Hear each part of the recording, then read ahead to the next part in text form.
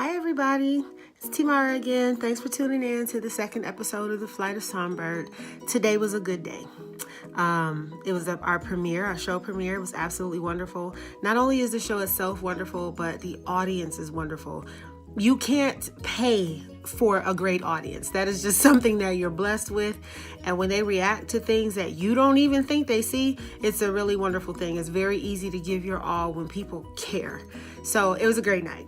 And so I wanted to make tonight about something encouraging, but it's kind of a life lesson. It's really for those who are looking to become something like what I'm doing. You want to be a touring artist with a company like Cirque, or even singing for another artist's background, or being an artist, just something that requires you to go on tour, then you should watch this video, because today's topic is family. It's not just about your mother, father, sister, brother, husband. It's about, is your family prepared for you to go and be a touring artist? I am 40 years old. I have two children that are 16 and 13. And this is not my first time touring, but it is my first time touring and being out 1, 2, 3 months at a time. Prior to this, I was singing background for a few different mainstream artists, traveling at the most maybe a week or two, and then I went home. My kids never came with me. My husband came to see me once, but for the most part, I was by myself. But it really didn't matter, because by the end of the week or 2 weeks, whatever, I was at home. But why I want to talk about this subject is I got a lot of messages from my first video that were like, oh my God, you're so inspirational. This is what I want to do. Well, sis, bro, let me tell you something. If you really want to do this for a living, you have to keep this in mind when you go selecting your significant other. I don't want to tell anybody what to do, so let me tell y'all what I did. When I did tour with previous artists, I was married to the wrong person. And I couldn't trust him to be alone with my children for long periods of time, which if your children are somewhere and you can't trust them being there, you cannot be out on the road. You'll never survive. And so my second marriage, he adopted my children last year. A lot of people didn't know why I did that. I did it because I want to, because I'm grown, but also because I didn't know I was going to get this job. But I knew that I was going to be traveling doing something, and I needed for someone to have legal rights to be able to take care of my children outside of my mom. So we did that, and it's also about the kind of person he is, because I wouldn't be able to survive out here if I had a husband that was sending me a text every 5 minutes like, so who you sleeping with? Man, I need you to come home. This ain't cool. I can't do all of this.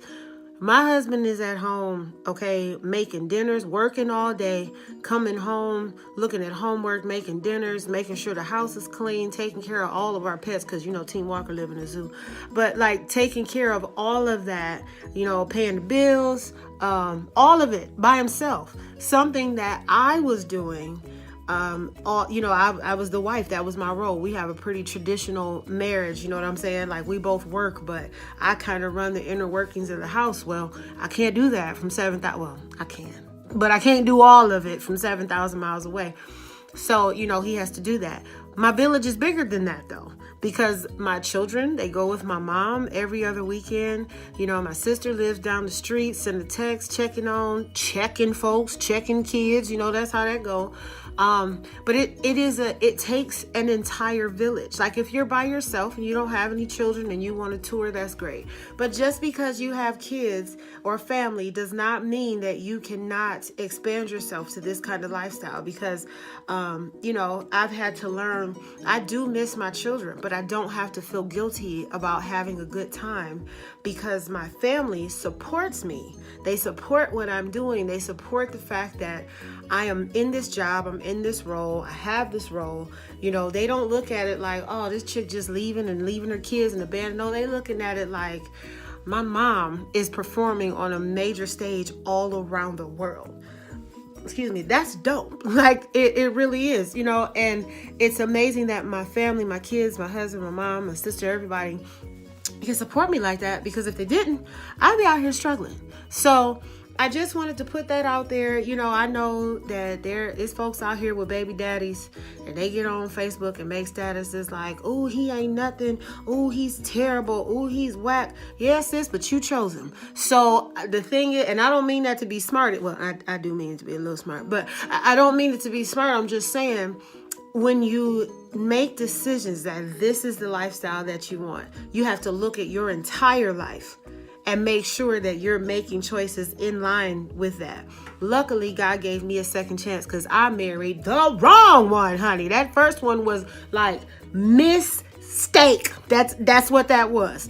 But luckily, he saw fit and gave me a second chance, and my Superman found me and was the one that encouraged me to move to Las Vegas and said that he would support me and my career. And, you know, the times that I was waiting for Cirque to make a phone call, because let me let y'all know, it took me 5 years to get hired by Cirque in MJ1 and came in as an on-call. And then it took 2 more years to get this role. So all that time that I was waiting, I was doing gigs here, one-off, whatever. My husband held me down and took care of our house and had that regular paycheck so that we could survive.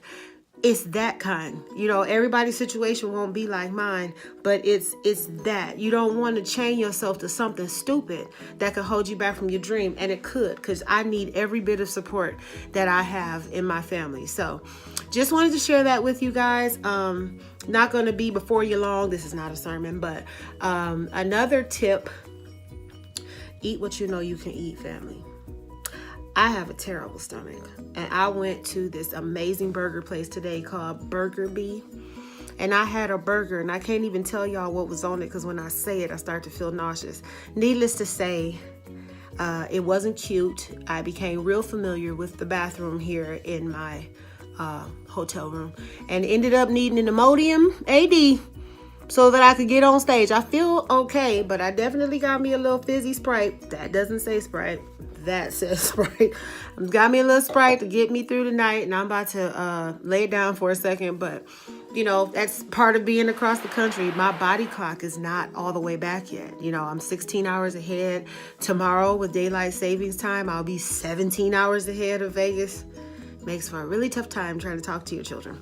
But, you know, you just got to be careful. So looks like I'll be eating nuts and Betty's and for the rest of the time that I'm here, because I bet I won't need me another Imodium, not no more, because, honey, my stomach was toe up. We won't be doing that no more. I felt so bad for the maid that had to clean my room. That's so embarrassing. Okay. All right. Well, I'm done. Thank y'all for tuning in to the Flight of Songbyrd. I hope you are enjoying this journey. I'll be sharing some pictures from the premiere, some videos. Looking forward to having a great time. Thanks y'all for watching. To Team Walker, I love y'all so much. To my mommy, you're the most beautiful woman in the world, and thank you for always holding me down. She got my kids right now. To my sister, I terrorized you the first 17 years of your life. It ain't gonna stop me. Okay, y'all have a good night. Bye.